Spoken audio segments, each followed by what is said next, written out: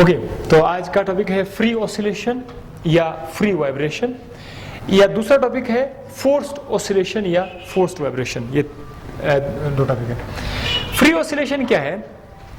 अगर किसी बॉडी को वाइब्रेट किया जाए और वो इस तरह से वाइब्रेट कर रहा हो कि वो अपनी नेचुरल फ्रीक्वेंसी से वाइब्रेट कर रहा हो। नेचुरल फ्रीक्वेंसी क्या है आपको बताते हैं। बाहर से कोई फोर्स उस पर हम लोग बार बार अप्लाई नहीं कर रहे हैं, तो फिर इसको बोलते हैं free oscillation. Free oscillation, natural frequency. इसमें आपको मैं थोड़ा सा बता देता हूँ। ये हमारे पास लेट सपोज एक पेंडुलम है। अच्छा, इसकी अपना एक लेंथ है इसकी स्ट्रिंग का। तो अगर हम उसको एक तरफ डिस्प्लेस करते हैं, ठीक है, वन साइड पे, एक साइड पे उसको डिस्प्लेस करते हैं, छोड़ दे उसको, ठीक है, छोड़ दे उसको, तो ये क्या करेगा?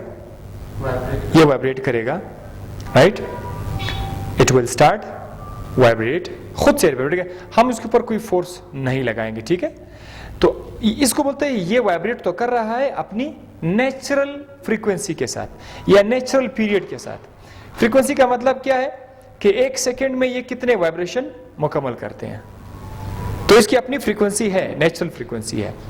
This is an example of, ये कौन सा एग्जांपल है? फ्री वाइब्रेशन या फ्री ऑसिलेशन। अच्छा, दूसरा कौन सा है? फोर्स्ड ऑसिलेशन या फोर्स्ड वाइब्रेशन। वो क्या चीज है? इसी से मैं एग्जांपल देता हूं। ये पहले से कौन सा था? नेचुरल था ना, फ्री ऑसिलेशन था। ये फ्री ऑसिलेशन था पहले। हम उसको बनाएंगे फोर्स्ड। कैसे? हम उसके ऊपर बार बार फोर्स लगाएंगे, ठीक है, पीरियोडिक फोर्स। फिर से फोर्स लगाया, फिर से फोर्स लगाया, फिर से फोर्स लगाया, फिर से फोर्स लगाया। बार बार आप क्या करें? फोर्स लगाएं इसके ऊपर। तो जब आप बार बार इस पर फोर्स लगाएंगे, ये हो जाएगा कौन सा? Forced vibration.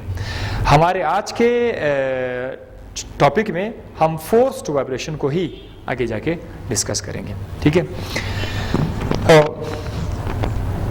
एग्जाम्पल क्या है फोर्स्ड वाइब्रेशन का? एक है mass of the pendulum is struck again and again. जैसे कि आपको बताया था, आप इसको क्या करते हैं? बार बार आप उसको स्ट्रक करते हैं, वो आपकी तरफ आ जाते हैं, आपको स्ट्रक कर देते हैं, फिर आपको स्ट्रक करते हैं, ठीक है। Vibration of factory floor due to running machinery. ये जो फैक्ट्री के अंदर बड़े बड़े मशीनरी रन कर रही होती है, उसका फ्लोर भी क्या कर रहा होता है? वाइब्रेट कर रहा होता है, और मुसलसल वाइब्रेट कर रहा होता है, क्योंकि वो मशीनरी जो है उसको फोर्स कर रही होती है।